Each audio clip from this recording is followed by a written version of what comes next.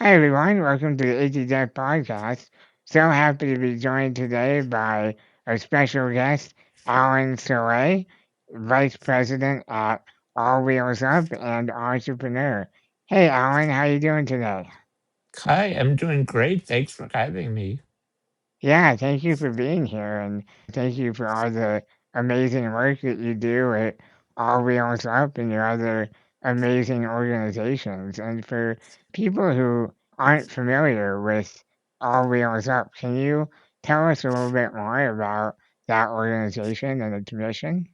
Yeah, so we're a research and advocacy organization dedicated to having a wheelchair spot in airplanes and accessible air travel. And we started in 2011. I joined in like 2014.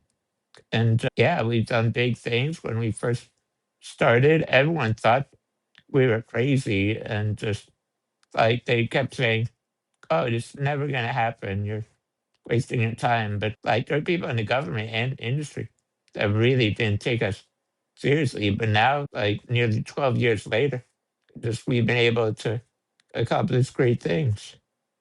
Yeah, yeah, absolutely. And I think, for people who either aren't in a wheelchair or have never traveled with someone in a wheelchair, a lot of people don't realize that you actually can't bring your wheelchair on board an airplane, which is just ridiculous.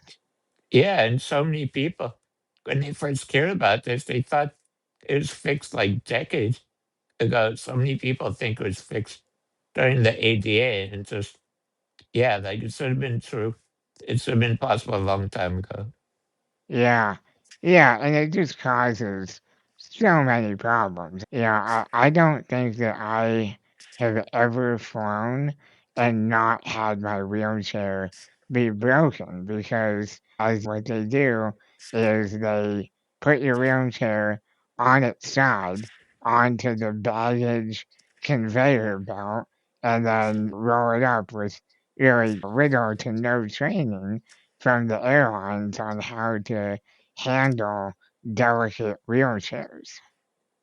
Yeah, like it doesn't work for anybody right now. The existing system, it's getting a little bit better, but yeah, we're not going to stop until wheelchairs can finally be in the cabin. Yeah, yeah, that's how it should be. I mean, you have a mobility device and you should be allowed to take it into a public transport space.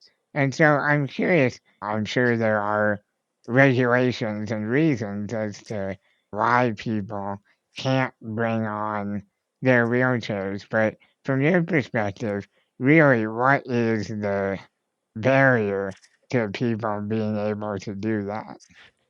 I think right now it's just getting some of the different solutions like certified and approved by the DOT because right now, like just aviation is one of the most regulated and like conservative industries like there is just because it's very life and death. And I think that, yeah, I think that's probably the biggest hurdle is just get industry on board. Now they're finally starting to realize that this is great, like business case, because it's literally millions of like new customers that just choose not to travel before. And I think it's now we probably have 10 different models out there being worked on by so many great companies. And we think once one model is approved, then the rest will follow. Interesting. So basically, you're taking a technical idea around, it's the wheelchair tie down system. Is that right? Yeah. The DOT is saying that current tie down systems don't meet safety standards for airline crash testing.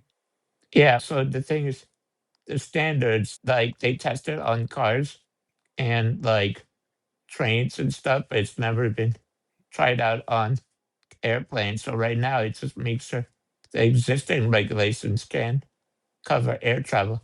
as well. So what we're doing is we're basically starting the research to get lots of the different models just tested and stuff and improved for air travel because we basically laid the foundation down that shows that, yeah, they can meet these standards, like they can meet the 16C air test and everything. And it's just making sure that just right now with the regulations, there's a very small window where this can be approved in, and we're just working to get that. And yeah, we think the DOT truly cares about making this a reality, and we think it's definitely going to be a reality in the next several years. Yeah, yeah, that's very exciting. And I sure hope so because there's so many people, myself included, that are simply unable to do air travel because of the relatively simple fact of not being able to bring your wheelchair on board. And so I'd love to hear a little bit more about some of the research and maybe some of the partners that you guys are working with. Really, yeah, and how can people help support because this is so important to so many people. Yeah, I think for supporting us, I think following us on social media, subscribing to our newsletter, but if they're able to donate, because it really is every dollar that gets donated to us goes right back into work making this happen. And I think for lots of people, they just don't know we exist. So I think following us and everything, but telling other people about our work, because when people find out that an organization like this exists, they're like, wow, you guys are great. And it's just very important because tomorrow is Giving Tuesday.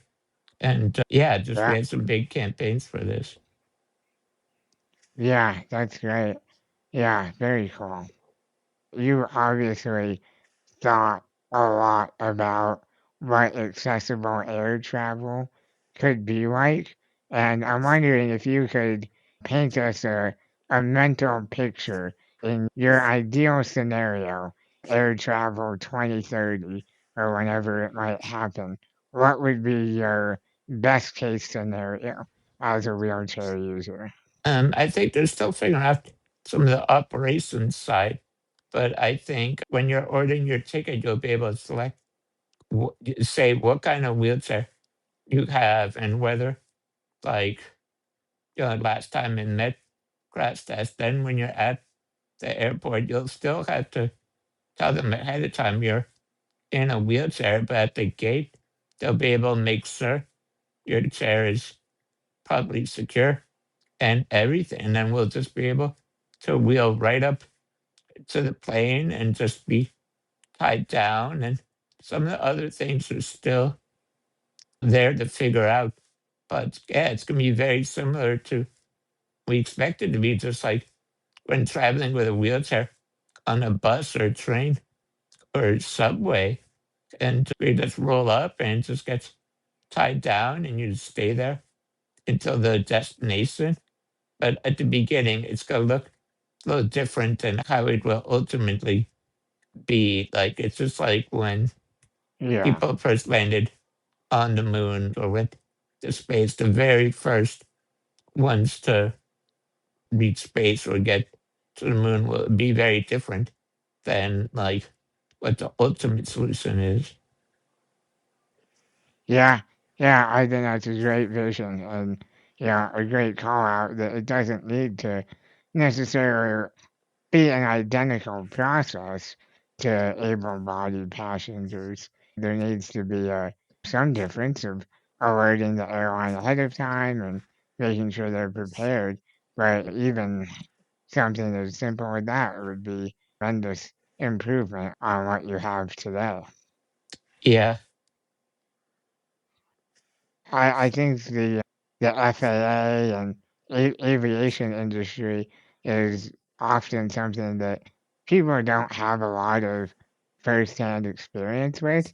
I'm curious in all of your experience working with the FAA and the industry, what are some interesting things that you've learned or surprising surprising things that you didn't expect, but that were true?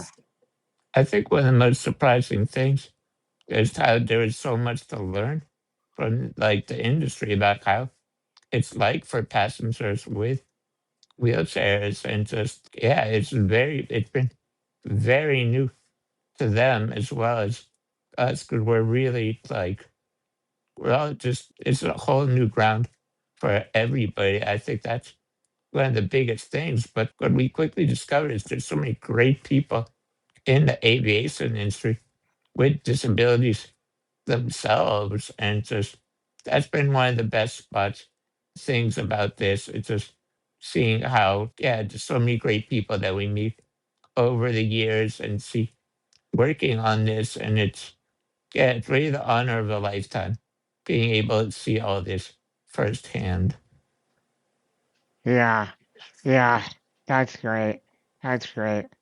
And you mentioned that the aviation industry is often slow to adopt new safety or really just any new regulations. I'm curious, what is the process like for that? And how are you framing your argument to the FAA to allow wheelchair tie downs? I think we're framing it just from a business point of view. It's just like right now, there's 5.5 million people that use wheelchairs in the US. So I think just approaching them that this is a huge untapped market of customers. I think that's probably one of the biggest things that they truly listen to and understand this. Because in terms of dollars and cents, that's literally that's several $billion there.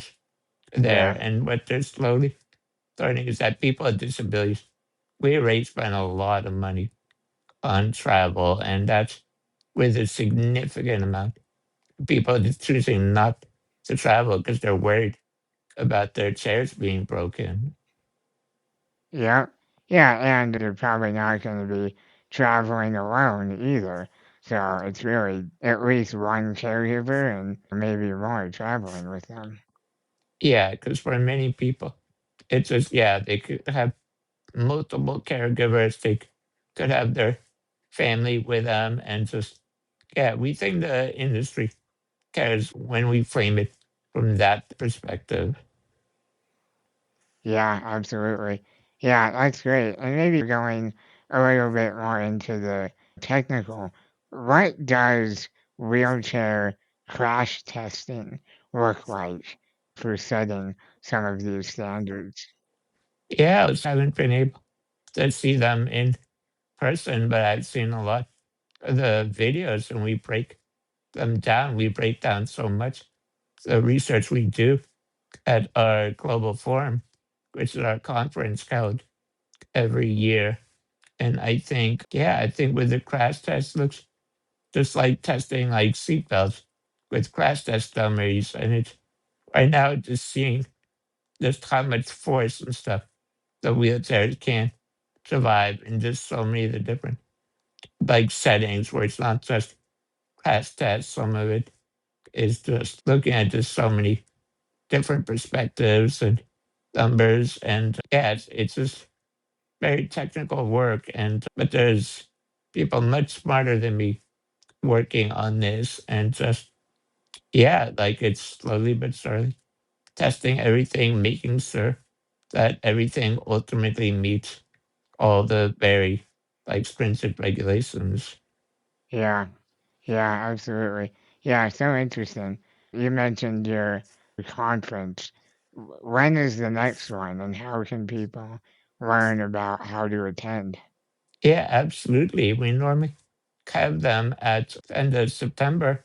Our most recent one was actually held at Microsoft in Seattle, Washington. And yeah, it was very successful. We brought together so many great people, and it really felt like it was the last one before wheelchairs are finally on airplanes. And we're still figuring out where the next one will be, but we have all that information on our website, everything, and yeah, it's really an amazing like sight to behold. It's just like 2 days just full of so many people working on this, and like it's a great place to network and meet people, and just yeah, like it's just yeah, it's really an amazing environment to be around, and just yeah, we're so happy to be able to do it.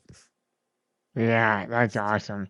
Definitely, yeah, let us know when the next one is because we definitely want to be there and also continue to support the mission in the meantime. And so, for our listeners who might want to learn more, can you tell us your website? And if they want to reach out to you, what's a good way to get in connection?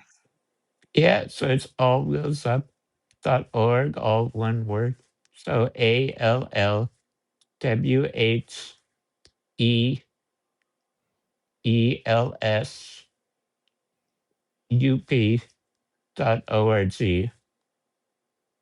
And they can also follow me. I'm Alan Soray on every social media platform. I'm very active on Instagram, Twitter, and LinkedIn. Great. Alan, thank you so much for your time today. It's been so enlightening, and I'm just excited about the work you're doing and grateful for, yeah, for all the effort you put into making this a reality. So, yeah, hopefully we'll be, yeah, having our next conversation on an airplane together. Yeah, I'm And already thinking. I was just ordering my new wheelchair. I was like, I want to make sure it'll be able to meet the standards for the very first flight. yeah, awesome. And also, thank you to all our listeners. If you found this episode interesting, please consider liking, subscribing, and sharing. And until our next episode, thanks for listening, everybody. Take care. Bye bye.